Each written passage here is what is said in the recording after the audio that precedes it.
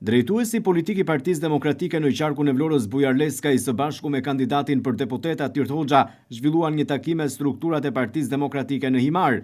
Në takim kanë qenë të pranishëm edhe kryetarja e Partisë Demokratike të Himarës, Tëllëza Kokaveshi, dhe ish-kryetarja e kësaj dege Afrovita Dhimojani. Leskaj është ndalur në çështje organizative për mbarvajtjen e fushatës zgjedhore. Ai është shprehur optimist se në këtë zonë Partia Demokratike ka dëshmuar se është fituese, duke i vënë theksin dhe rëndësinë që ka në mobilizimin e të gjitha strukturave të saj në territorin e Himarës.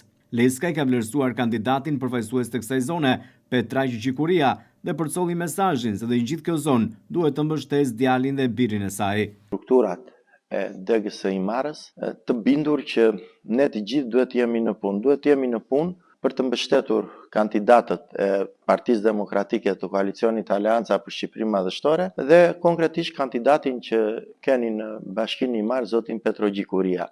Në Bashkinë Himar, në mendimin tim, në ato analizat që i bëj unë, ju vini mbas një fitore morale.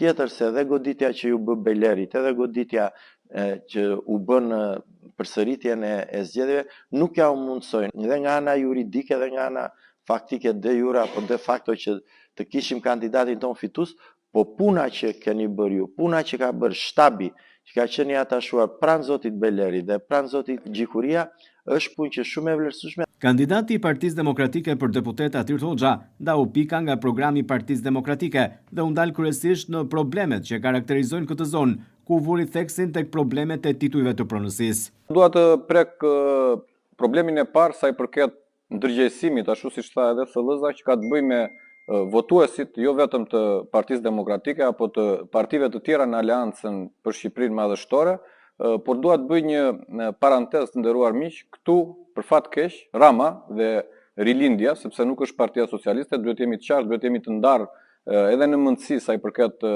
këtij përcaktimi, kanë grabitur për 2 mandate ose 2 palë zgjedhje rresht bashkinë dhe drejtimin e bashkisë nga votuesit real dhe ashtu siç e mendon mazhoranca e kësaj zone.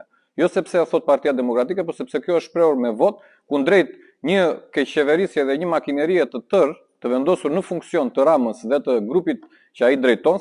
Kryetarja e Partisë Demokratike të Himarës, Tëllëza Kokaveshi, u shpreh se gatishmëria në këto zgjedhje nga strukturat e Partisë Demokratike Himar do të jetë maksimale, me qëllim maksimizimin e votave në këtë bashki. Misioni ynë është që të largojmë këtë keqe që ka kapur gjithë vendin dhe aq më tepër ne himariotëve që na ka goditur më shumë se kushdo tjetër, referuar edhe 2 fushatave dhe zgjedhjeve të fundit vendore, ne dim se çfarë kemi kaluar dhe secili prej nesh e di se çfarë qëndrese ka mbajtur mbi shpinën e tij. Ju falenderoj që jeni këtu. Do doja që gjitha kjo çka kemi kaluar dhe të gjithë këto vjet keqeverisjeje të na kthehet në forcën tonë për të ecur dhe për të vazhduar përpara. Ish-kryetarja e Partisë Demokratike të Himarës, Afrovita Dhimojani, u ndal tek problematikat e zonës së Himarës. Dhimojani u shpreh optimiste për fitoren e këtyre zgjedhjeve, duke bërë Partinë Demokratike forcë fituese. Himara në fakt ka 3 vjet që është në këto momente, jemi gjatër kohës në fushat. Ne kemi treguar se çfarë dim të bëjmë kur jemi të bashkuar, pavarësisht kur kemi dhe një shtet të tërë përballë.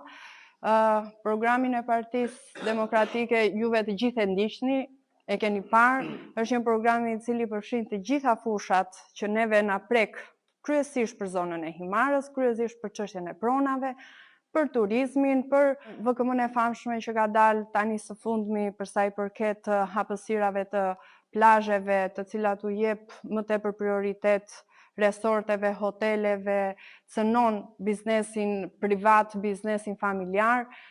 Në vetvete nuk është se krijon hapësira për plazhe publike. Kto edhe shumë gjëra të tjera ju i dini, jeni në dieni, unë nuk dua të bëj një retorik politike. Ne jemi me një skuadër gjithëpërfshirëse, kemi 12 kandidat në listë hapur, kemi 4 kandidat në listë mbyllur që janë një motor i fuqishëm që promovojnë edhe mbështesin 12 kandidatët tanë në listë hapur.